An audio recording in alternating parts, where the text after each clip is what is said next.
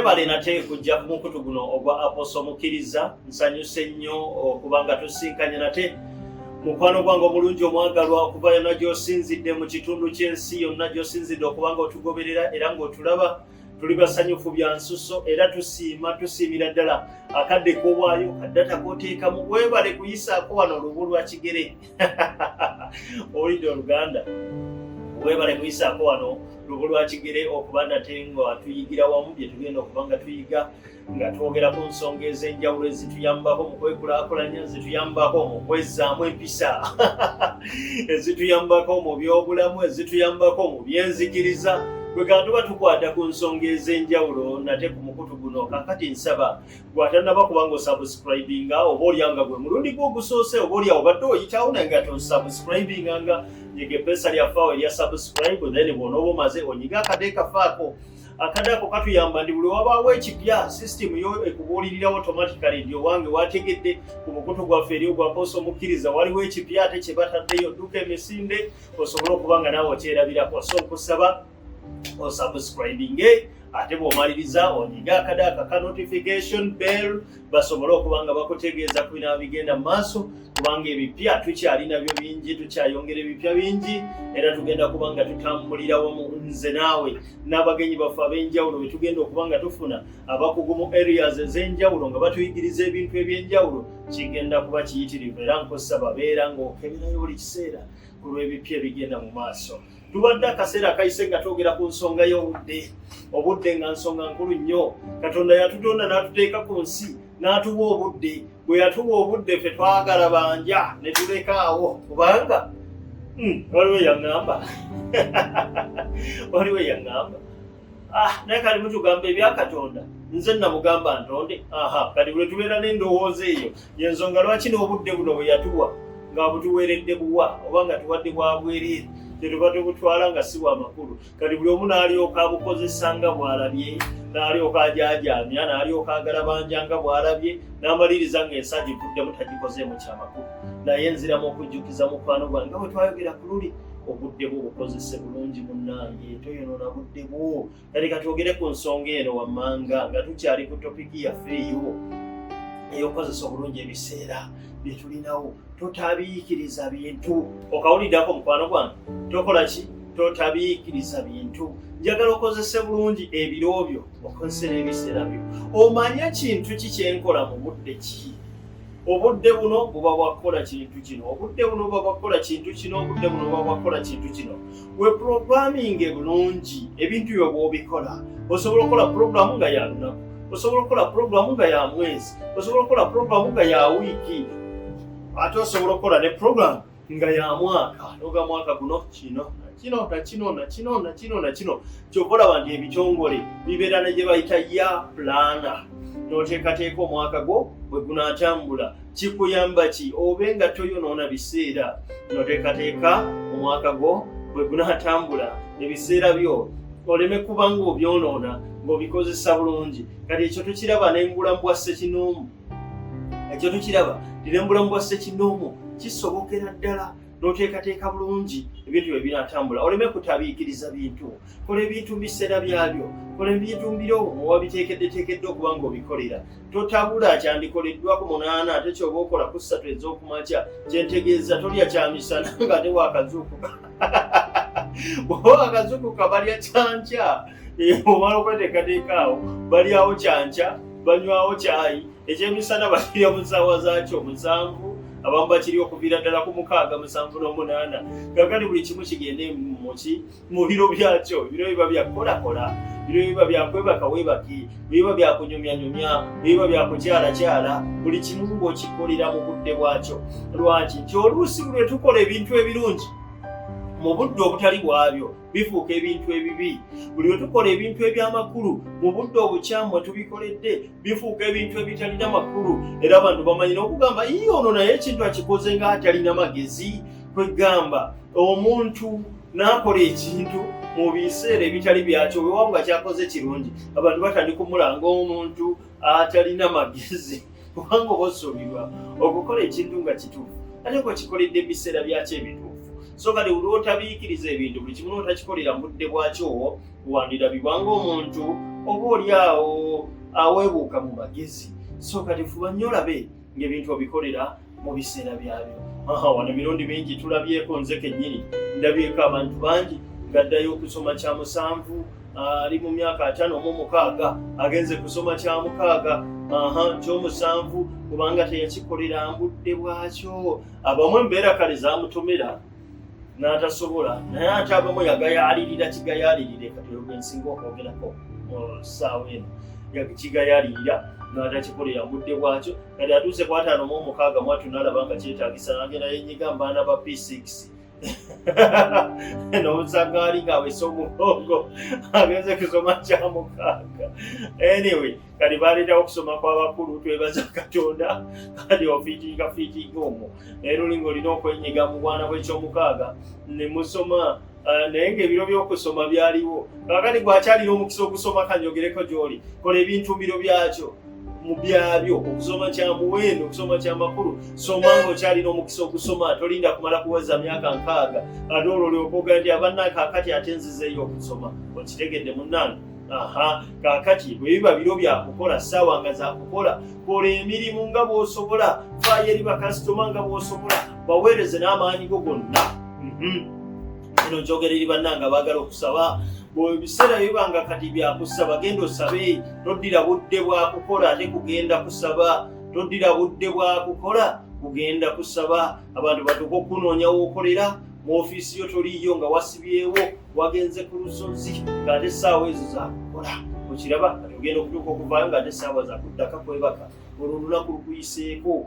Kati buli okola ebintu mu bukyamu tofuna makungula, kubanga wali wabaddewo omukisa. Mukama wa omukisa emirimu gy'emikono gyaffe, wabaddewo omukisa gw'okukola. Ndi bwe wandikoze Katonda lyabe yadde aleese nga balimu omukisa gwo, balina akasenteko ke baleese, kati n'abakuleetera ng'ate toliiwo, tewakuumye ekifo kyo, wabadde toliiwo. So kaakati munnange, ensonga ezo zonna nkulu okubanga tuzitunulamu omulungi omwagalwa. So ebintu ebifumiitirizeeko, okufumiitiriza kintu kikulu nnyo. Fumiitiriza ku nsonga ezo, nkakasa nga zijja kugasa obulamu bwo era zijja kukola bulungi. Ekirala okwongezayongezaayo ebintu. Toyongezayongezaayo bintu ky'olina okukola kati kikole kati, tokirinza lwankya, tokirinza lwaluli, kubanga tomanya nkya kikyeneereeta. Ekintu oba osobola okikola kati, kikole kati. Toyongezayongezaayo bintu, bakiyita procrastination. Toyongezayongezaayo bintu, ky'osobola okukola kati kikole kati. Okitegedde? Togamba n'akikola enkya n'akikola luli. Waliwo enjogera egamba nti ndikirya jjo baakimutikka, akati gwe oba wakirya kirye leero.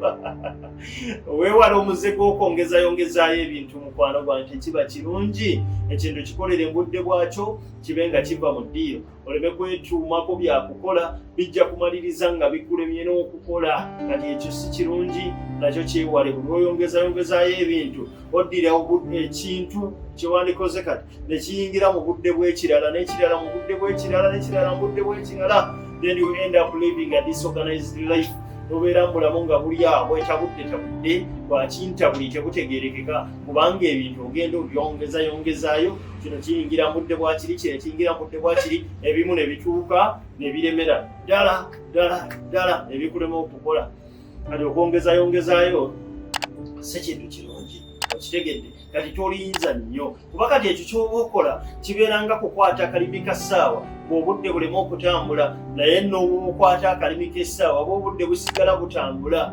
Kati buli lw'obaako ky'olinza bw'obudde buba buyiseewo nga bugenze, buli lw'obaako ky'olinza bw'obudde busigala butambula. Essaawa yo ne bweviira ku ssaawa 8:42 era ssebo yaddeyo tekyatambula, bw'obudde busigala butambula, era yesigalawo ku 8:42, naye ogenda okutunula ebweru oti nga buzibye. Kati ky'olina okukola kikole kati mu bwangu, bukirinza lwankya. Yiga okukola ebintu amangu, obijje mu ddiiro, ate otambule okwata ekirala. Okikola nkivaawo ng'okwata ekirala, kikola nga kivaawo ng'okwata ekirala. Lwaki? Time waits for no man. kati njogerako eri bannange bannyinaze ne baganda bange ab'emyaka egikyali emitoototo bagenda ne baddaga bannange nze nkyali muto obudde nkyalina bungi era nze obudde bwange bungi nedda obudde tolinda kutuuka mu myaka 4 olyoka ozuukuke tolinda kutuuka myaka 38 olyoka ozuukuke tolinda 35 zuukuka kati tandika okukola ebintu kati kwa 25 tandika okulowooza ku nnyumba yo kwa 25 tandika okupulaningira famire yo tandikiraawo okitegedde kuba kati wenkugambira olina 25 giijo wenkugambira olina 2 giijo waliwo n'abe 18 nammwe we muli tandikirawo kati obulamu bw'emmaaso tebabupulaninga ng'omaze butuukamu nedda obupulaninga kati obuteekerateekera kati eri abo abasabye obusabira kati tomala kubutuukamu n'olyoka obusabira nedda kubanga future yo gwe gy'oyita future kawulire nnyo kati future yo gy'oyita future teri eri mu maaso nedda eri munda mu ggwe. Your future is trapped within you. Future yo eri munda mu ggwe mwesibiddwa okitegedde it is concealed within you. Future yo eri munda mu ggwe kati gw'osalawo bw'eneebeera n'ogamba nze byange neetaaga Katonda kamubiteeke mu maaso ga Katonda naawe awulira ng'obyemalira n'osalawo nti ojja byemalira naye kati ffe ebyaffe tubyesigamyako Katonda okitegedde ekyo mukwano gwange. So kakati future yo eri munda mu ggwe teri eri mu maaso gy'olowooza nti gyeri. Buli lw'onoogirowooza okubeera eri ojja kugendayo ng'oli unprepared or ill-prepared nga teweeteeseteese oba ojja kugendayo nga weeteeseteese bubi okitegedde. So kati bw'okitegeera ndi future ye eri munda mu ggwe ogiteekerateekera kati nandikuwadde amagezi sikulagira nitandika kati okuteekerateekera obulamu bwo mu maaso gwe mwannyinaze muganda wange akyali omutoototo teweeyibaala ojja kutuuka mu bulamu myaka gye ya 35 38 ng'ebintu birungi ng'obulamu butambula bulungi kubanga buteekerateekera bukyali. Kati olw'onoolinda future bw'eneetuuka nno gy'oyita future gy'osindika eri ewala bw'eneetuuka bweti ebintu bijja kusobako otandike awo okutunula eno n'eri otandike okumagamaga otandike okubutaabutana ng'ebintu bikutabuseeko omuntu atatazaala baana batekeratekera kati kubanga olwo bakozesa bulungi ebiseera bye.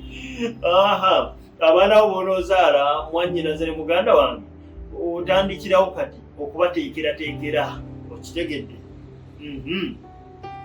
Bizinensi ennene gy'onookola mu maaso tojja kukeera nkyo gigwemu bugwi otandika kati n'okiteekerateekera kati teekerateekera ebiseera bye eby'omu maaso.